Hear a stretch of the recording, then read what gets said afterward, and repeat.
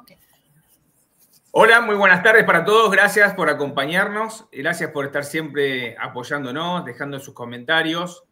Gracias a toda la comunidad por tan lindas palabras que nos dejan en los comentarios. Bueno, hoy tenemos otro caso muy especial de una persona amiga. Ya habíamos hecho este video, pero salió mal, no se grabó bien. Así que con toda la predisposición del mundo, Olimar me dijo, lo hacemos de vuelta. Así que te quiero agradecer. Hola, Olimar, ¿cómo estás?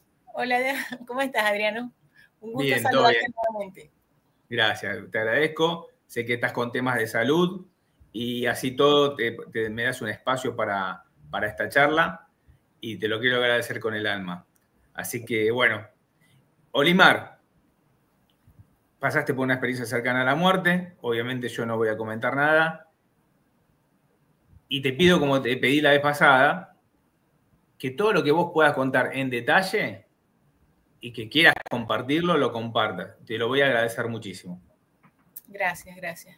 Espero poder, ¿sabes, no? Tener un buen desenvolvimiento de los hechos, porque realmente han pasado bastantes años, pero lo que se sintió en el momento es lo que más recuerdo. Ok. Sí, eso no se me va a olvidar jamás. Te escuchamos. Ok. Bueno, mi experiencia se trató de mi primer embarazo cuando a los 21 años, ¿no? Mi hija venía ya con problemas de nacimiento, o sea, siempre fue una amenaza de aborto, ¿no? Lo que llaman acá en mi país. Fue de alto riesgo su embarazo y a los 8 meses exactamente se me presentó un sangrado terrible. Fui al médico, bueno, ya no había maneras de echar hacia atrás, ¿no? El nacimiento de ella, ya había entrado en trabajo de parto, no había maneras de aguantarla. Bueno, pero antes de esto quiero recordar, ¿no? Que fueron 5 días que yo tuve en esta agonía. 5 días para dar a luz, sí. Bueno, fui recibida en diferentes instituciones hospitalarias de acá de mi país, hasta que hubo una donde me dejaron prácticamente de manera permanente, o sea, ¿no? Hospitalizada por una mañana. Yo llegué como eso de las 7 de la mañana y me ingresaron, pero era una maternidad que estaba muy nueva, o sea, estaba recién inaugurada, ¿no? Por el difunto presidente del país que ya falleció. Y bueno, habían ciertas políticas que se estaban implementando en esa clínica pública, ¿no? Prácticamente, de que a las mujeres se les tenía que permitir dar a luz sin pitocin, ¿no? Que es una anestesia acá que se utiliza, o sea, como para ayudar, ¿no? A la mujer al parto, porque era una maternidad. Las contracciones. Sí, era una clínica con, o sea, con esa modalidad, ¿no? Bueno, pero fue la única que me recibió con mi caso y bueno, me quedé con ese riesgo de que no iba a usar pitocin, pero yo sabía que mi hija venía como atascada, ¿no? Bueno, la cuestión fue que pasaron muchas cosas extraordinarias en ese proceso de parto, porque lo primero que pasó fue que me ingresan a una sala de donde habían quizás, mira, 15, 20 mujeres mucho más jóvenes que yo y otras mucho mayor que yo, dando a luz, pero de una manera increíble. O sea, yo lo que hacía era mirar hacia mi lado y veía a mi compañera que ya estaba dando a luz. Veía hacia el otro lado, veía al frente y todas estaban dando a luz de una manera tan natural y tan hasta dormidas las veía dando a luz. Y yo con aquel sufrimiento, y venían los médicos y me hacían force y se me metían los aparatos y bueno, y hacían ecos y no había manera de que yo diera luz. O sea, fue algo insólito, ¿no? La cuestión es que, bueno, me pasó algo muy usual, ¿no? Que yo creo que en este video es que lo estoy contando porque tengo más libertad y más tiempo de contarlo. Entró una enfermera allí a ese sitio, que es una enfermera que en mi país no se acostumbra a usar ese tipo de uniforme, ¿no? Ella tenía incluso hasta gorrito en su cabeza. Era como una enfermera de las películas antiguas, ¿no? ¿Sabes? De cuando eran en la guerra, que usaban el gorrito y el uniforme, o sea, impecable. Ella entró a la habitación, se acercó al escritorio de los médicos, agarró mi historia, Sé que era mi historia porque se dirigió directamente a mí con esa historia. La revisó y me rozó la pierna. Pero ella estaba recitando un salmo de la Biblia.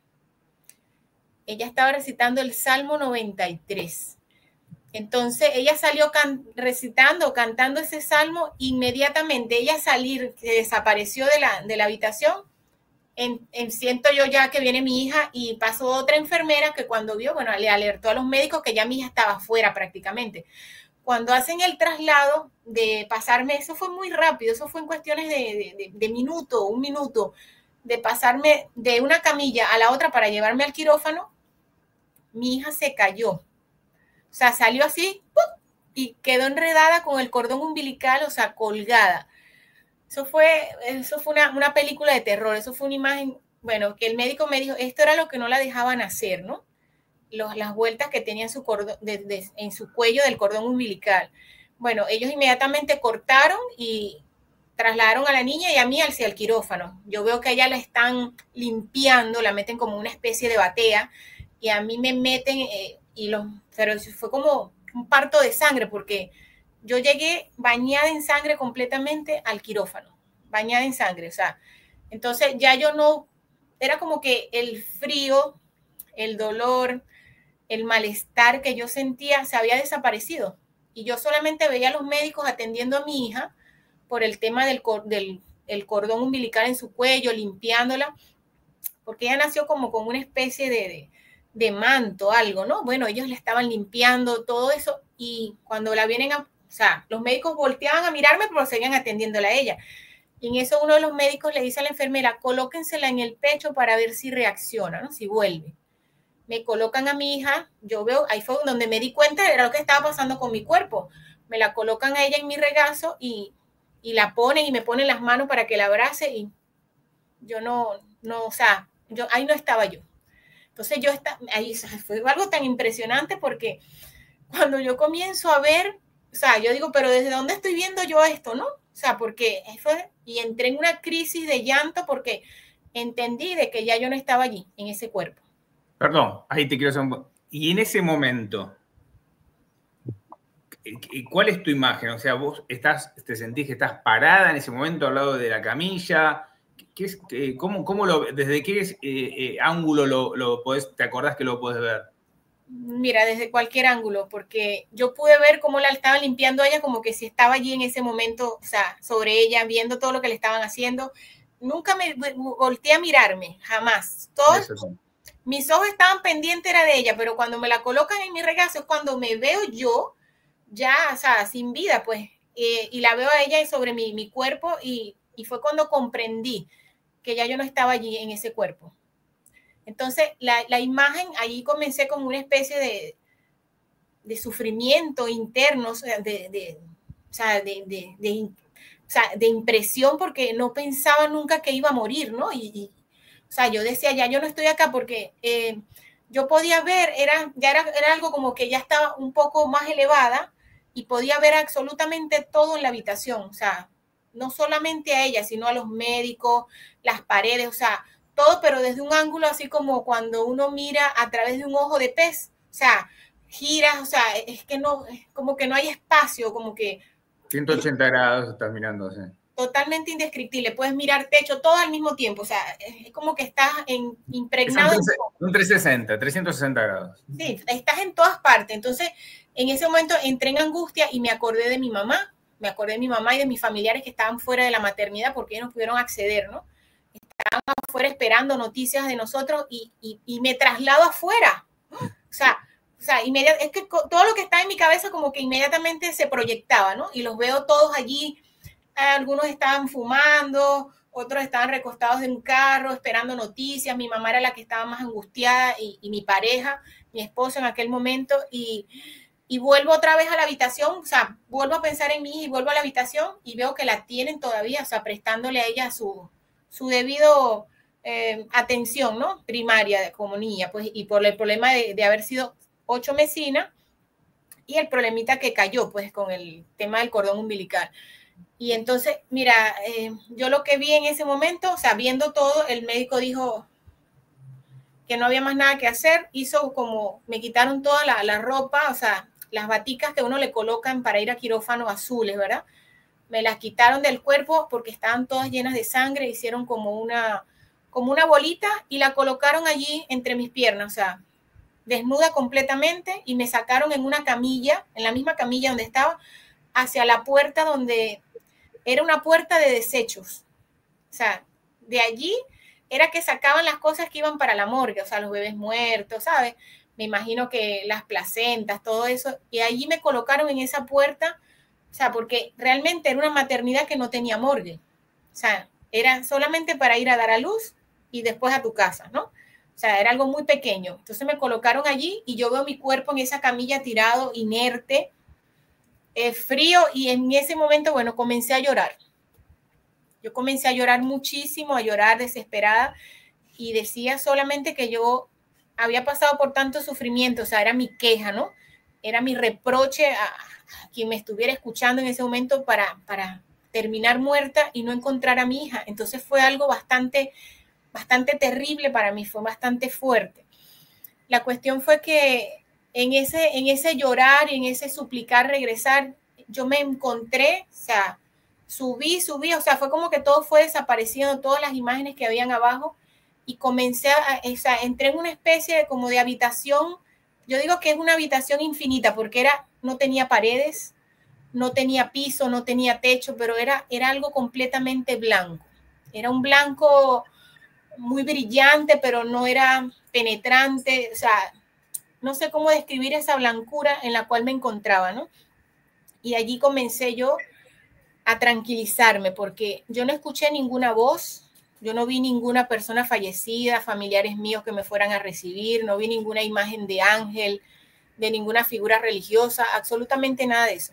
Yo solamente sentía que estaba siendo recibida, y no sé cómo explicarlo, pero tenía una sensación de que era profundamente amada allí, ¿no? Sin juicio, sin culpa, ¿sabes? Sin pecado, sin absolutamente nada, algo completamente puro, el sitio donde me encontraba, y era una sensación de que no estaba sola y de que todo iba a salir bien. Entonces, mira, lo más impresionante fue que en esa tranquilidad que yo comencé a sentir, empecé a experimentar, ¿no? En mi propio ser, que no tenía sensaciones de un cuerpo físico, no tenía dolor, no tenía frío, no sentía absolutamente nada de lo que nosotros sentimos dentro de este cuerpo, ¿no? Y lo más importante todavía es que perdí absolutamente todo deseo humano, o sea, ya todo, completamente todo deseo humano, o sea, ausencia total de deseos, no, ya no pensaba ni en mis familiares, ya no pensaba ni en mi bebé, o sea, dije, bueno, me quedo acá porque sufrí tanto, ¿verdad? En esa situación, y el sentir ese acompañamiento que tampoco puedo describirlo, ¿no? Y sentir esas palabras que no fueron con palabras de que todo iba a estar bien. O sea, me entregué, sinceramente, mira, bueno, dije, no hay más nada que hacer, y deseé estar en ese lugar. Pero no sé cuántas, o sea, pasaron horas, porque cuando yo di a luz a mi hija yo digo que fue en la mañana, pero en su partida de nacimiento, por cuestiones esotéricas, no digo revelo las horas, ¿no? Pero sí, porque de verdad que dicen que la hora, no se debe decir la hora de nacimiento, pero yo digo que ella tiene una hora de nacimiento en la mañana, y al contrario de la partida de nacimiento, que hablan de la tarde. ¿Por qué? Porque esa hora fue cuando yo volví, o sea, yo tuve un par de horas, o sea, más de una hora en esa agonía, o sea, en ese limbo que realmente no puedo decir fue una hora, fueron 2 horas, ¿sabes? Es imposible porque allí no había ni siquiera tiempo, absolutamente nada, o sea, pierdes completamente noción de todo. Y entonces cuando yo vuelvo nuevamente a mi cuerpo, que regreso, ¿verdad? Yo no sentí ni siquiera que yo estaba bajando de ninguna parte, no. Yo entré a mi cuerpo inmediatamente, o sea, después de haber estado en ese lugar, y me volteo de la camilla donde estaba y vomité. Y resulta que estaban pasando en ese momento unos señores de mantenimiento con unas loncheras de comida, y tiraron todo al piso y salieron corriendo. Me imagino que fue... Sí, sí. salieron corriendo y de fueron, película, ¿no? sí, de película, y yo desnuda, yo no entendía, yo decía, pero ¿por qué estoy aquí así? Y empecé nuevamente a sentir frío, a sentir dolor, a sentir las incomodidades del cuerpo. O sea que vos te despertás en ese cuarto de desechos. Sí, en un pasillo. Sí. Entonces, sí, fue fuerte. Entonces, que ellos vienen con los médicos y viene un médico con la enfermera, que fueron los que me atendieron en el parto, y en ese momento que me están llevando nuevamente al quirófano, mi mamá no aguantó la angustia de no haber tenido noticias de mí, o sea, el hermetismo que había, ¿no? O sea que, perdón, bueno, no lo quiero dejar pasar. ¿Tu mamá no sabía nada de cuál era tu situación? No. Ellos no, pero ¿sabes por qué? Porque como era una maternidad recién inaugurada por este difunto presidente, o sea, todo tenía que salir perfecto. Ahí no podía haber personas muertas ni nada, porque era un proyecto piloto donde las mujeres no iban a tener ningún tipo de asistencia, ¿no? ¿Sabes? Y entonces, imagínate tú el alboroto que se iba a armar, ¿no? Y nadie iba a querer. Perdón, porque no, me van a decir de todo, yo sé que interrumpí o corté 3 veces. No te preocupes. Pero no, porque me agarro la cabeza pensando, o sea que si a vos te pasaba algo, nadie se iba a enterar. O sea, se iba a enterar tu familia después, Ajá. pero esto no iba a salir en ningún lado que vos habías muerto en una maternidad. No, porque era una maternidad del gobierno recién inaugurada con ciertas políticas en donde todo tenía que ser perfecto, porque aquí todo se tapa así, ¿no? O sea, todo tenía que salir perfecto. Esa maternidad existe hasta hoy. Sí, claro, pero me imagino que han ido cambiando las políticas. Ya yo no estoy en ese estado. Tuvieron que haberlas cambiado. O estarán en peores condiciones, porque realmente el país cada día va más deteriorado, ¿no? Cuando mi mamá no aguantó y entró, ella entró, o sea, yo la veo que entró con una sábana y mi ropa y la ropa de la niña, o sea, preguntando a los médicos por qué estaba yo en esas condiciones desnuda, llena de sangre. O sea, mi mamá le preguntó que yo era un ser humano, les peleó y bueno, yo te digo, yo estaba viendo hacia los lados, yo decía, ¿qué está pasando? Porque, mira, estaba en shock, de verdad, después de haber estado allá y volver y ver todo ese desastre, verme toda llena de sangre, comenzar a sentir nuevamente mi cuerpo fue lo peor. Mira, la peor experiencia realmente ha sido esa. No fue haber dado a luz a mi hija, sino entrar nuevamente a mi cuerpo, hacerme otra vez consciente de lo que sentía, del dolor, de los pensamientos, de escuchar a las personas. O sea, yo entré con una sensibilidad macro a mi cuerpo que yo quería salir de allí. Entonces, el doctor sacó a mi mamá les dio la ropa para la bebé, le dio sábanas, ella me cubrió, la sacaron nuevamente, ella se quedó tranquila porque yo le dije que, o sea, yo volteé a verla, le dije, mamá, estoy bien, ¿no? O sea, yo le dije a ella, mamá, ya no siento dolor, no siento nada, o sea, tanto sufrimiento, ella la sacan, bueno, el doctor se acerca a mí y me dice, disculpa, pero pensamos que te habíamos perdido. Eso fue lo único que dijo el doctor. Sí, eso fue lo único que dijo el doctor. Entonces yo le dije, doctor, yo le dije así, no se preocupe, doctor, yo quiero estar con mi hija, ¿no? Y entonces me dijo que a la niña le habían llevado a una incubadora y que lo importante ahora era atenderme a mí, que no tenían anestesia y no daba tiempo de hacer nada por mí y me tenían que coser sin nada. Y mira, te digo honestamente, vi esas tremendas agujas, vi todo y le dije al doctor que él me decía, ¿te va a doler? No importa. O sea, yo le decía al doctor, a mí no me va a doler nada, ya yo no puedo sentir nada. O sea, yo estaba, de verdad, no podía querer todo lo que había vivido. Y mira, me cosieron, entonces vieron que había perdido mucha sangre y requería hacerme transfusión, ¿no? Pero yo tomé la decisión de no quería transfusión. No sé qué pasó por mi cabeza en ese momento que le dije al doctor que yo no quería transfusión de sangre, que yo estaba bien, que yo lo único que quería era que me dieran de alta con mi hija. O sea, esas palabras que me dijeron a mí allá, pero no fue como con palabras, sino con sensaciones, ¿no? De que todo iba a estar bien, ¿sabes? De que iba a salir todo bien. O sea, yo no quería ya saber de médicos, de tratamientos, de absolutamente nada. Bueno, esa noche la pasé con mi hija en ese hospital.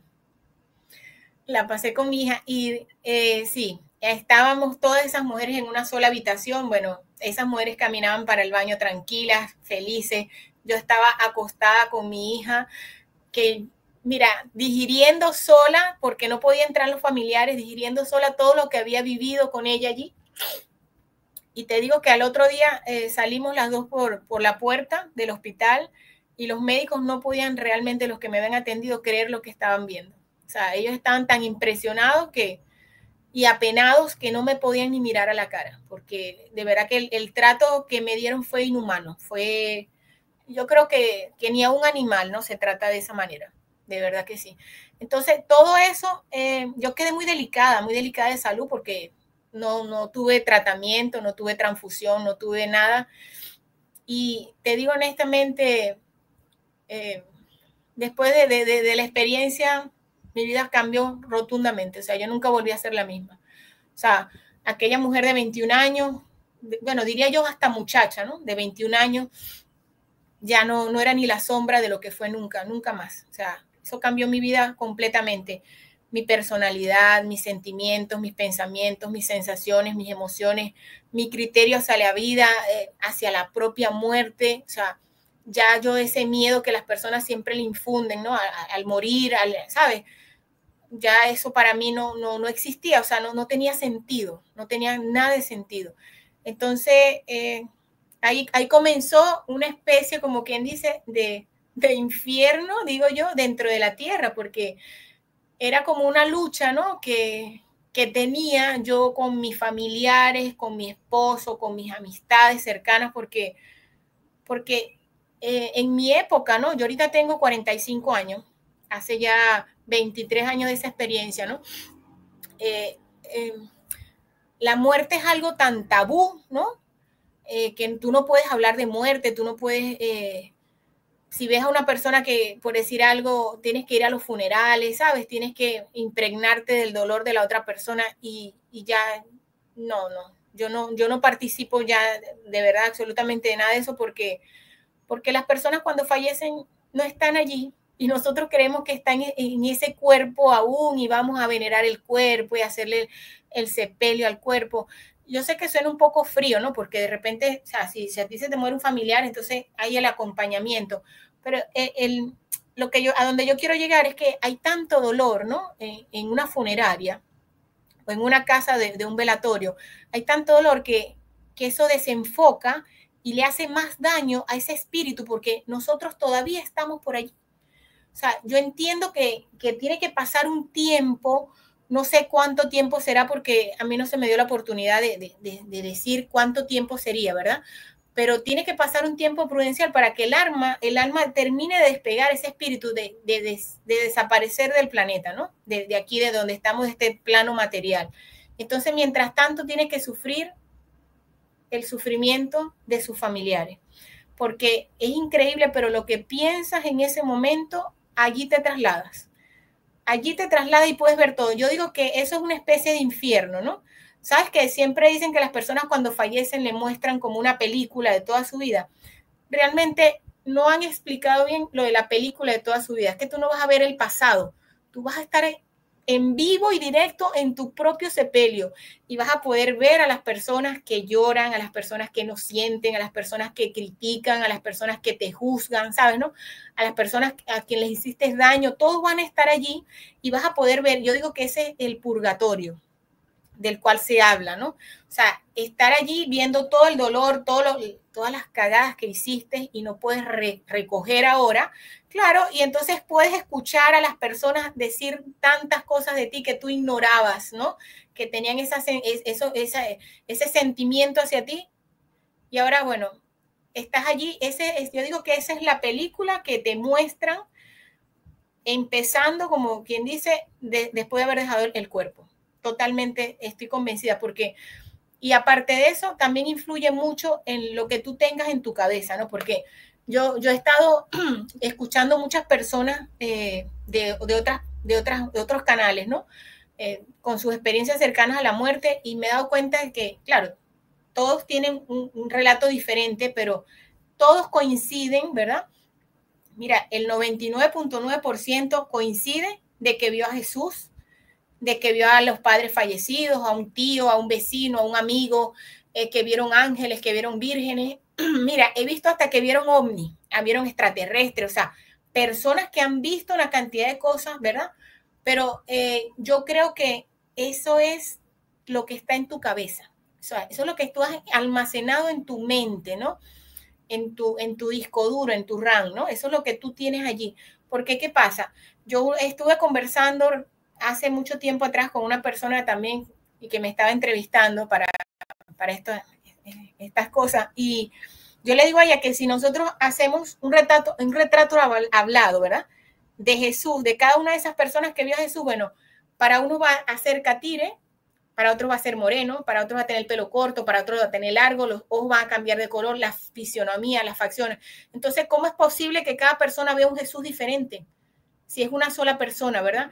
Entonces, ahí es donde está mi teoría, ¿no? De que como yo no tenía absolutamente ninguna creencia en mi cabeza, ningún patrón religioso, no tenía familiares fallecidos, o sea, ¿saben? Estaba completamente aislada de la muerte, de las religiones, de cualquier información, película. Yo era muy yo, ¿sabes? Muy cerrada, muy de vivir solamente y no de irme afuera. Y entonces, yo digo que por eso yo no encontré a nadie, ¿no? Ninguna imagen en esa expansión de conciencia, como yo la llamo.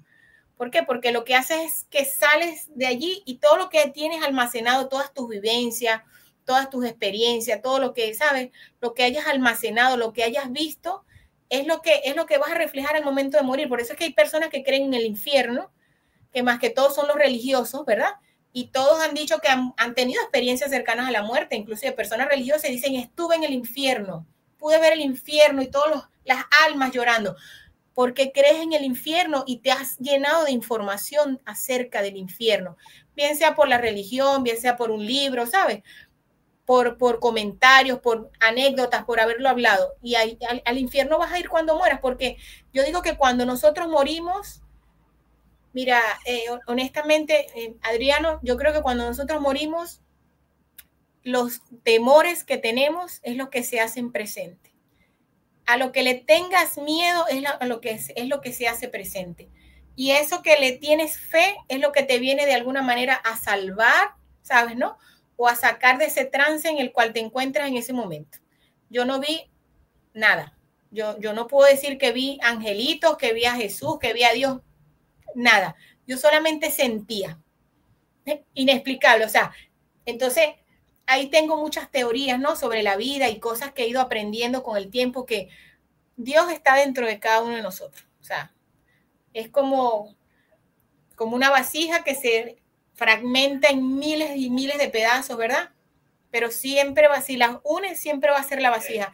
Cada ser humano es una pieza de ese Dios. O sea, Dios está contenido en nosotros. Entonces, si nosotros comenzamos a distraernos, porque yo digo que todo apunta a la distracción, ¿no?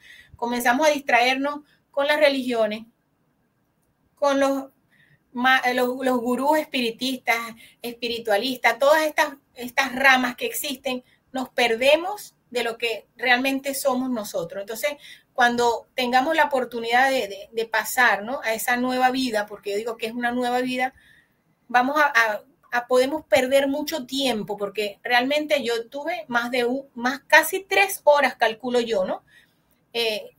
Fallecida, de alguna manera fuera de mi cuerpo. Y entonces imagínate tú, eso fue en segundos. ¿Cómo será entonces una vida de una persona que esté perdida, que no tenga conocimiento de nada, que siempre estuvo, ¿sabes?, en alguna religión, con alguna creencia o con alguna película mental, ¿no?, sobre lo que es estar muerto. O sea, todo el tiempo vital que estás perdiendo, ¿no?, en encontrarte, en encontrar tu verdadero camino. O sea, que eres tú mismo. Entonces, pierdes el tiempo con figuras, pierdes el tiempo, ¿sabes?, con ángeles, mira, es difícil. Yo sé que han habido experiencias, inclusive yo compré un libro de un neurocirujano que se llama Eber Alexander, ¿no? Porque me llamó la atención total. Esa experiencia cercana a la muerte de ese hombre es impresionante. Bueno, eso era lo que él tenía en su cabeza. Si tú lees el libro y escuchas ¿sabes?, todo su testimonio, te vas a dar cuenta que lo que digo yo es una verdad. Él fue adoptado, él quería conocer a su familia, que, ¿sabe?, verdadera, no que lo habían adoptado a él. Y eso fue lo que vio, eso fue lo que encontró en su experiencia cercana a la muerte. Yo solamente quería estar con mi hija. solamente. Yo no quería más nada. O sea, en mi vida mi único deseo ha sido estar con ella, concebirla, criarla, educarla, o sea, estar siempre con ella. Y eso fue lo que se me mostró a mí en todo momento. Sus imágenes, verla, todos los procedimientos que le estaban haciendo. Llegué a ese sitio y solamente sentí ese amor profundo que no sé cómo explicarlo, que todo iba a estar bien, que me tranquilizara. O sea, era como de alguna manera, sentía que yo iba a volver. Entonces me dejé llevar y mi experiencia transcurrió en esa experiencia, en ese cuarto blanco, infinito, porque realmente no tenía paredes, no tenía límites, ¿no? De verdad que yo solamente puedo decir que lo que está en tu cabeza es lo que vas a manifestar en el momento que mueras. De hecho, hay religiones como por ejemplo los evangélicos que dicen que si recibes a Cristo, ¿sabes, no? Vas a ir al cielo. O sea, claro, porque ya lo tienes en tu mente y eso es lo que, ¿sabes? Vas a ir al cielo porque es la creencia que tienes. Entonces pueden haber muchas almas, yo digo, en muchas dimensiones que nosotros desconocemos totalmente, infinitas, infinitas, totalmente así como nosotros los seres humanos, deambulando en su propia película, ¿sabes? Que se han hecho mentalmente.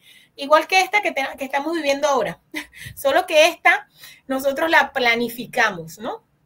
Yo digo de alguna manera que esta vida nosotros la tenemos ya planificada, nosotros aceptamos todos los términos y las condiciones. Nosotros somos aquí un personaje, desempeñando un papel, así como en una obra de teatro. Pero ya cuando tú sales del cuerpo, ahora tienes que encontrarte a ti, no al personaje que dejaste aquí abajo, ¿no? Y no el personaje que se llevó toda esa cantidad de información. Y yo digo que ahí es donde está la tarea. Allí es donde está la verdadera tarea de nosotros como espíritu, ¿no? Cuando abandonamos la materia, porque lo viví. Olimar, quiero volver un poquitito para atrás. Primero, a esa enfermera que vos viste, una enfermera con una vestimenta antigua. Sí.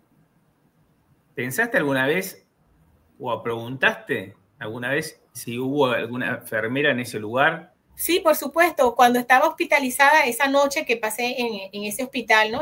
Con mi hija, en esa especie de clínica de locura, porque de verdad trataba de ver a todas las enfermeras y les preguntaba a ellas, ¿no? Que si todas tenían ese uniforme. De hecho, yo salí de allí y estaba tratando de buscar a esa mujer, pero no, yo sabía que había sido algo sobrenatural totalmente. O sea, fue alguien enviado, yo de verdad te digo, no sé, alguien enviado a ayudarme a parir, ¿no? Porque claro, ella lo quiso, sí, fueron 5 días de agonía, no en ese sitio, en diferentes sitios, hasta que llegué allí y ella lo que hizo fue tocarme con su mano la pierna, inmediatamente ya mi hija estaba afuera. Y inmediatamente entraron los médicos, o sea, fue todo así rápido, fue impresionante. Entonces, sí hay seres que nos pueden ayudar en este plano, ¿sabes? De materia, seres de otras dimensiones. Por eso, porque nosotros, mira, el clamor, ¿sabes? El dolor, porque yo te digo honestamente, Adriano, yo era completamente como incrédula, ¿no? Sí, yo reconozco. Imagínate tú, yo vengo de un papá ateo, completamente ateo, o sea, darwinista hasta la médula, sí, sí. Y una mamá que creía hasta en una flor. Pero yo me decantaba siempre por el lado de papá, ¿no? Yo era intelectual como papá, incrédula como papá, ¿sabes, no? Bueno, nada de Dios, nada de nada, y me aparece esa persona a ayudarme a dar a luz, y es bueno, es como un quitarme el velo y entender, ¿no? Y todo lo que viví, de que hay algo más que no es esto que nosotros estamos tocando constantemente, viendo. Hay cosas que realmente están a nuestro alrededor y no las vemos porque, te digo nuevamente, yo digo que no vemos porque todos tenemos la capacidad de ver, es porque estamos distraídos, totalmente. Y entonces, si te pones a ver, o sea, ya mi hija tiene 23 años y todo lo que yo viví, yo me separé de su papá, yo me divorcié de mi familia, de todos, y me vine para una isla que está en Venezuela, que se llama Margarita, y ahora estoy aquí completamente sola, o sea, sin familia, sola. Mi familia es ella y una pareja que tengo desde que vine de allá para acá, y porque, mira, no hace falta. En aquel tiempo lo comprendí. Cuando yo me vine para acá, para la isla, mi hija apenas tenía 7 años, ¿no? No hace falta estar físicamente en un lugar para estar allí. O sea, mira, no sé cómo explicarlo, pero nosotros tenemos como un espectro, ¿no? Yo digo que es una expansión de espíritu que tenemos, que nosotros nos podemos trasladar a cualquier parte con sentirlo, ya estás allí. Y eso se le llama ley de atracción, ¿sabes? Si has leído el Kybalión y todo esto, o sea, mira, es que no hace falta leerlo, con solamente sentir, ya nosotros podemos trasladarnos a cualquier lugar. Puedes visitar a tus familiares, y dime tú ahorita con toda la tecnología que hay, ¿no? Pero también es una guillotina toda la tecnología que hay, porque toda esta tecnología te lleva siempre hacia afuera, porque entonces necesitamos del teléfono para comunicarnos, necesitamos de las pantallas para poder vernos, ¿no? Cuando todo esto lo podemos hacer internamente, porque yo lo he logrado. No voy a decir que son viajes astrales tampoco que he tenido, no. Mira, recientemente mi hija tuvo un viaje para Colombia, ¿no? Y te digo honestamente, yo creo que yo viajaba y podía ver que ella estaba bien allí, y yo no sé ni en qué paredes estaba, ni en qué dimensiones estaba, ¿sabes? Hablábamos solo a veces por videollamada, pero muy cerrado toda la imagen, o sea, y te digo, es como que hay un acompañamiento, pero cuando nosotros nos apegamos a todas estas máquinas, nos olvidamos de nuestro propio poder, de lo que nosotros podemos hacer, y entonces estamos cada vez más dormidos, más sonámbulos en este plano de la materia, más inmersos en todo esto, y por eso es que la humanidad, porque cada día nos entregan coroticos nuevos, ¿sabes? Más avances tecnológicos, y vamos más hacia afuera. Y yo creo que todos podemos aprender, ¿no? Sin prescindir de todas estas cosas, todos podemos aprender también a comunicarnos de una manera más especial, más auténtica, más genuina, que yo digo que es a través de los sentimientos, de las emociones, de las sensaciones. Te puedes hacer presente en cualquier lugar. Me ha pasado. Totalmente. No, es que me ha pasado con familiares, me ha pasado con amigos, me ha pasado porque el deseo de ¿sabes? De estar en ese momento, de verlos, de saber cómo están. Mi familia, yo tengo muchos años que no veo a mi familia, casi 14 años que no los veo, pero es que no hace falta verlos, ¿me entiendes? No hace falta comunicarme con ellos, porque de alguna manera es como que hay una conexión mía hacia ellos, ¿no? Aunque ellos no la puedan percibir, pero sí, de repente digo que eso es lo que llaman el déjà vu, o es lo que, ¿sabes? Lo que muchas personas dicen, se acuerdan de una persona y en ese momento la llaman. Esas conexiones existen. Y yo te digo, después de mi experiencia cercana a la muerte, yo comencé a vivir como que una vida totalmente diferente, ¿no? Yo antes era muy fría y ahora siento demasiado. Y eso ha sido para mí terrible. Ha sido muy fuerte. Eso ha sido, bueno, por eso digo que el volver desde un principio ha sido para mí el infierno. Mira, porque he tenido la capacidad, ¿no? De poder ver lo que las personas, mira, yo podría decir que hasta lo que piensan de mí, o sea, qué sienten de mí, ¿sabes? Si son sinceras o no son sinceras. O sea, mira, he tenido, inclusive a través del olor corporal de las personas, puedo sentir si tienen miedo, si tienen rabia, si son honestos, si son mentirosos, ¿sabes? ¿No? Si en ese momento lo que están sintiendo, o sea, es increíble, o sea, el grado de sensibilidad con el cual yo volví. Y te digo, para nada es un don, ni es maravilloso. Para mí esto es terrible, porque no sé qué hacer con esto. Entonces, ¿qué hago? Me aíslo. No trato de ausentarme de mi familia, trato de ausentarme de no tener amistades, ¿sabes? De no tener vecinos, o sea, vivir completamente cercada, porque todo me perjudica, porque lo puedo sentir. Dime tú las criaturitas que están en las calles deambulando, todo ese poco de animalitos, mira, es como que me hablan, puedo sentir lo que esas criaturas sienten, el abandono. No puedo con este planeta, te digo honestamente, no puedo. Ya para mí esto es demasiado. Yo llegué a sentir, mira, Inclusive yo pensé que me estaba volviendo loca. De hecho, yo fui tratada 2 años en psiquiatría y ese mismo tiempo tuve en cardiología porque me daban ataques de pánico, pero me daban ataques de pánico en mi propio cuerpo. Yo podía sentir la sangre cómo fluía por todo mi cuerpo y decía, no puede ser. Yo decía, ¿qué es esto? No puede ser. El tomar agua, el comer alimentos, ¿sabes? El digerir, todo, pero de una manera macro, exponencial. Yo decía, no me puede estar pasando esto y pensé que me estaba volviendo loca. Entonces empecé a experimentar ataques de pánico, tuve que ir a psiquiatría, la doctora no me creía, o sea, no puede ser, porque, pero a la larga ella terminó creyendo todo lo que le estaba diciendo, porque en esos 2 años de psiquiatría, en donde iba 2 y hasta 3 veces a la semana, ¿verdad? Descubrí cosas de mí desde pequeña, ¿sabes? Que había olvidado, ¿no? Y desde pequeña yo fui sensible, pero llegó un momento en lo que te digo ahora, en la distracción. Yo no me distraje con aparatos, ni con las cosas tecnológicas que hay ahora, ni con la televisión, porque era otra época, ¿no? Pero yo me salí de mi centro y esa experiencia cercana a la muerte que yo viví fue como un 20 nuevamente para acá, ¿no? Entiende lo que viniste a hacer y aunque todavía no reconozco todavía que yo no sé cuál es mi propósito de haber regresado más que el de criar a mi hija, pero siento que hay algo más que yo puedo hacer, ¿no?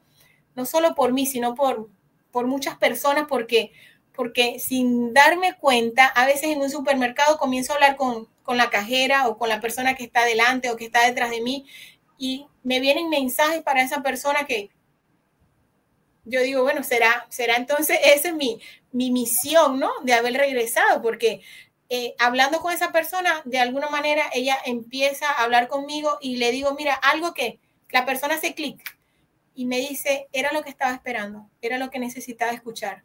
O sea, ¿cómo sabías que estaba pasando por esta situación? Yo le digo, mira, un caso que te voy a comentar, que me pasó y fue donde yo comencé esa amiga si algún día ves mi video, ¿no?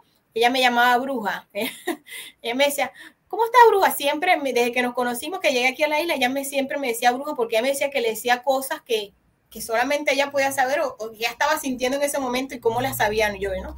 Ella me hacía taxi aquí en la isla, ¿no? Y hubo una oportunidad que ella me dice, nos hicimos muy amigas, ella me dice que tenía que buscar a alguien en un hotel para llevarla al aeropuerto, porque se iba de Margarita a Caracas, porque iba a agarrar un vuelo, porque su esposo estaba en Madrid, ¿no? Y ella estaba ya para irse también del país, ¿no? Y resulta que la pasamos buscando, pero yo estaba en la parte de atrás del carro, o sea, como una espectadora, y ella se está despidiendo de mi amiga, le dijo que muchas gracias por su servicio mientras estuvo aquí en Margarita y tal y broma, ¿no? Y ella le dice que, ella le dijo así, que sentía mucha nostalgia de dejar el país, ¿no? Pero tenía que irse porque su esposo estaba allá. Y yo fui tan imprudente, porque realmente yo peco de imprudente, ¿no? O sea, a mí se me salen las cosas y no veo. Yo estaba viendo el teléfono en ese momento y levanté la cara y veo por el retrovisor del carro a mi amiga y a ella y le digo, pero ¿para qué te vas a ir a España y vas a dejar tu país, que su profesión? Ella estaba cerrando aquí un negocio para irse, o sea, entregando prácticamente todo. Le digo, si ya tu esposo tiene otra familia, le dije yo a ella, ¿tú crees que en todo el tiempo que él ha estado solo allá en España no hizo otro hogar? O sea, ella se volteó y me quedó mirando. Bueno, no me lo vas a creer. Pasó tal cual. Ella llegó a España de sorpresa y su marido ya tenía otro hogar. Y entonces yo más bien le estaba aconsejando de que no perdiera su empleo, porque era un buen empleo acá en el país, ¿no? Que no vendiera sus cosas, o sea, que no botara todo lo que estaba. Toda la vida por eso. Por eso, y ella estaba ciega. Bueno, yo le di ese mensaje que me salió de la nada, o sea, se lo entregué. Ella viajó y pasó todo eso. Wow. Entonces mi amiga me dice, bueno, la super bruja, ¿no? Ay, Olimar, tú tienes que ayudar a las personas, ¿sabes? Prevenirlas. Pero, ¿qué pasa? Yo comencé en ese modo, ¿no? De, mira, no te metas por aquí, no hagas esto, inclusive con mi propia hija, ¿sabes? ¿Y qué pasa? Mira, eso ha sido mazo y mazo para conmigo. Y he soñado que me llevan nuevamente a un lugar desconocido y me dicen que tengo que respetar el proceso de vida de las personas. Yo no puedo. Entonces yo pregunto, ¿para qué puedo saber yo todo esto? Y todavía quiero saber por qué y para qué. Mira, ¿sabes? La peor prueba que he tenido yo que atravesar con todo este conocimiento es mi propia vida, porque sé lo que me va a ocurrir, ¿sabes? Y no puedo hacer absolutamente nada. Terrible. No lo puedes cambiar, o sea, entonces, ¿para qué te enseñan la película si no puedes contarla? ¿Sabes? O simplemente ves la película, pero no puedes decirle al actor que no entre por allí. O sea, yo lo veo como una locura, como algo sin sentido.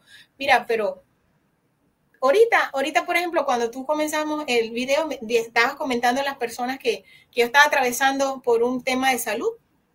Total, estoy atravesando, pero eso no es desde ahorita. O sea, desde aquel entonces hasta la actualidad, o sea, es como que mi karma es algo instantáneo, ¿ok?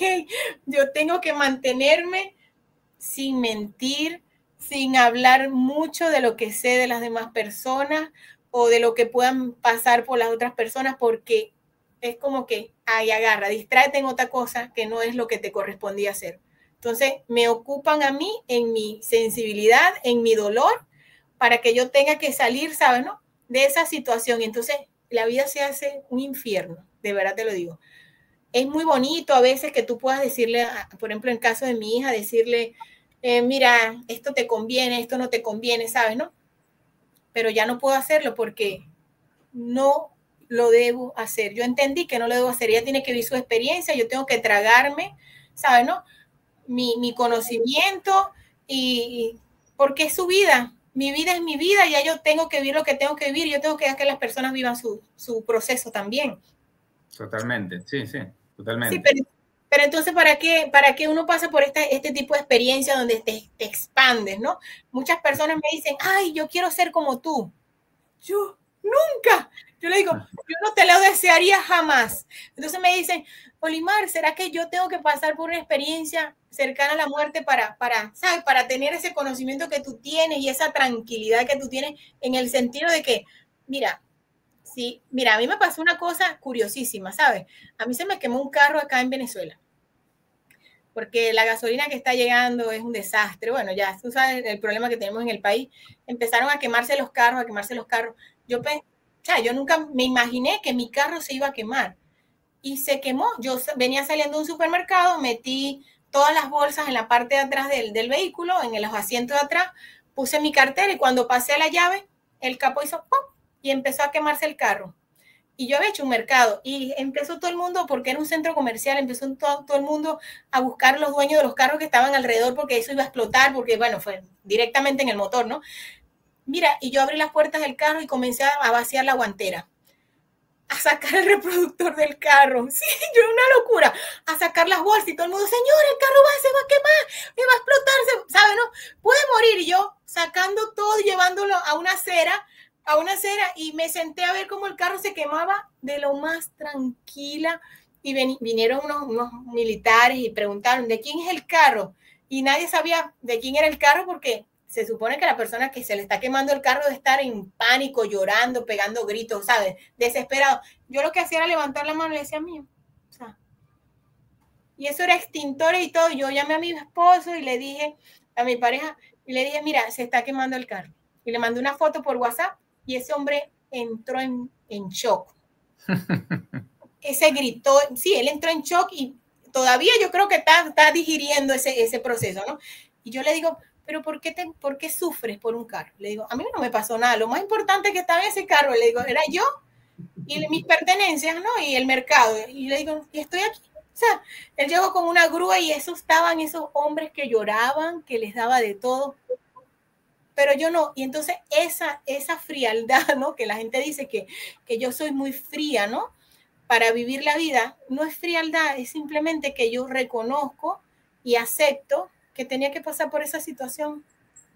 Porque ¿qué pasa? Cuando ponemos resistencia, ahí sí la vamos a pasar muy mal y la gente no se da cuenta. Es igual que las personas que están padeciendo, por ejemplo, de un cáncer, una enfermedad terminal. Mientras más resistencia tengan, ¿sabes, no? Hacia la enfermedad y hacia el proceso que están viviendo, más duro les pega, más duro lo van a pasar y más tiempo de agonía van a tener en este plano. Entonces, Lo que tenemos es que no alimentar, ¿no? Esos egregores, ¿sabes? Que están alrededor de nosotros, mira, viviendo de nuestra energía, ¿no? De dolor, de pánico, estas energías densas. No, dejarlo pasar. Eso es lo único que podemos hacer. Yo te digo, yo estoy en una escuelita emocional. A mí me cuesta mucho todavía, ¿no? En superar muchas cosas, pero yo diría que ya yo tengo un 70% de vida ya superada, totalmente. Porque no.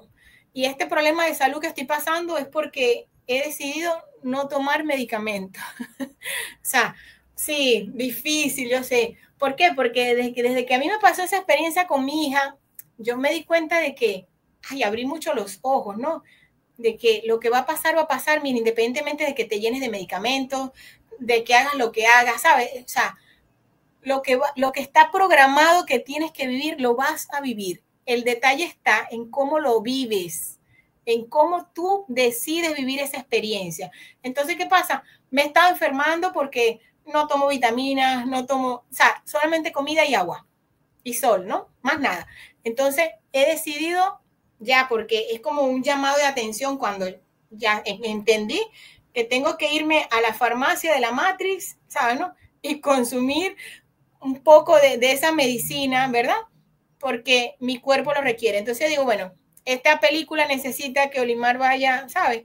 A consumir este tipo de fármacos y le doy, y bueno, palo. Yo digo, bueno, definitivamente tengo que ir a la Matrix y decidir al médico. Y bueno, ahorita estoy con mi cóctel de antibióticos para eliminar una bacteria. Bueno, nada, me corresponde, pero ya tengo muchos años, ¿sabes? ¿No? Huyéndole a los hospitales, a los médicos, a cualquier tipo de asistencia. Entonces, bueno, no quiero llegar porque como desconozco si voy a durar hasta los 70, 80, 90 años, ¿verdad? No, desconozco totalmente eso. Entonces, ¿qué pasa? Mientras esté acá, he tomado la decisión, bueno, de llevar las cosas con calma. O sea, hacer lo que me corresponde hacer. Si no, dejo todo como está. Pero no estoy como esas personas que están sufriendo y están buscando alternativas y el resultado va a ser siempre el mismo. Solamente fluir con esa experiencia, yo digo que es lo único que podemos hacer. Todo escrito.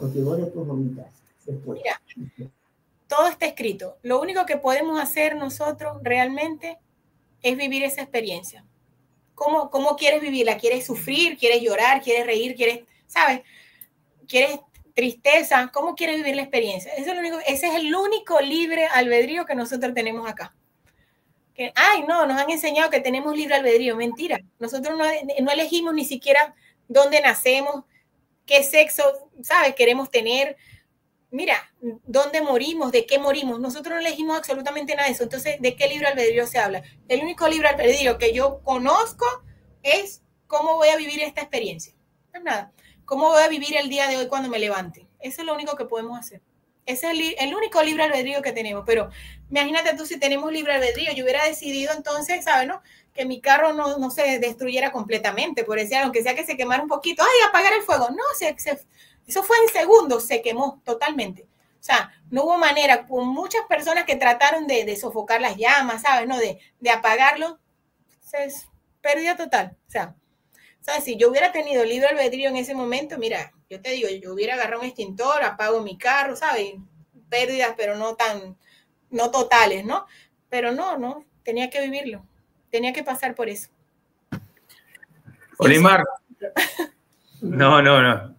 Te quiero agradecer muchísimo, en serio, porque, vuelvo a decir, más allá que lo tomaste de una forma ligera, lo haces el comentario de una forma muy ligera, yo sé que la estuviste pasando mal, te sentiste muy mal y hoy, bueno, te sentís un poquito mejor e hiciste un gran esfuerzo para decirme, estoy para hacer el video.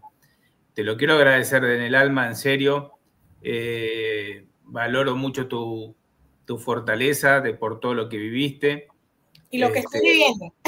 Lo que estás viviendo y que lo compartas, ¿sí? Porque ahí está tu plan, ¿viste? Así como hacemos este video, poder compartir la experiencia y contarle al mundo lo que te sucedió y lo que te está sucediendo. Así que te quiero agradecer en el alma. A todos les pido, como siempre, que se suscriban al canal, que apoyen, que dejen sus comentarios, que sean respetuosos, siempre respetuosos. Pueden disentir, por supuesto, no hay ningún problema. No tenemos que estar por qué estar de acuerdo con lo que cuenta Olimar, lo que digo yo, con lo que sea, pero siempre desde un lugar de respeto. Suscríbanse, es gratuito, dejen sus comentarios, pongan like y compartan el video, porque siempre digo lo mismo, repito y repito y repito, y debo tener a mucha gente cansada, pero es verdad. Quizás este video no te llegue a vos, pero le puede llegar a otra persona y le puede hacer bien. Y lo que se busca en el canal justamente es esto, hacerle bien a la persona que está escuchando, traerle un poquito de paz, de tranquilidad y que la vida la pueda llevar un poquito mejor. Así que esa es la clave de este tipo de canales, del mensaje de Olimar y de lo que yo quiero transmitir. Así que les quiero agradecer a todos por su apoyo. Suscríbanse otra vez, les digo, es gratuito. Y a Olimar, a vos, eternamente agradecidos en serio, por el esfuerzo que hiciste. No te preocupes, gracias a ti, de verdad. Hay una gran oportunidad y mi mensaje final para todos es: no se tomen la vida tan en serio, realmente. Esto es como un juego. Parece mentira, pero mientras más dificultades pasemos, ¿no? Es como que más puntos ganamos. Así, tal cual como son los videojuegos. No hay que tomarse la vida tan en serio. Ese es mi único mensaje. Vinimos a ser felices, a ser felices. El tiempo que dure, vinimos a ser felices. Si te gusta escalar una montaña y te tocó caerte de la montaña, bueno, mueres haciendo lo que deseabas hacer y lo que viniste a hacer. No tienes por qué pensar en que voy a morir. No, eso es como un videojuego. Tienes vidas infinitas. Acaba una, comienza otra película. Así de fácil. Comienza otro juego, otro guión. No desaparecemos nunca. Entonces, sin miedo a morir, ¿no? Ese es mi mensaje. Muy bueno, sin miedo a morir, muy bueno. Mi sí, amiga... Disculpa, Adriano, ¿no? Porque una frase que es importante que la diga. Nosotros vivimos con miedo a vivir y tenemos miedo a morir. O sea, estamos atrapados en el miedo, entonces hay que soltar el miedo. Ese es mi mensaje, realmente. Es verdad, tenés toda la razón. Mi amiga, muchas gracias de vuelta y ya volveremos a conectarnos, a hacer otra charla. Seguro que sí. Gracias, Adriano. Chao, muchas gracias. Chao.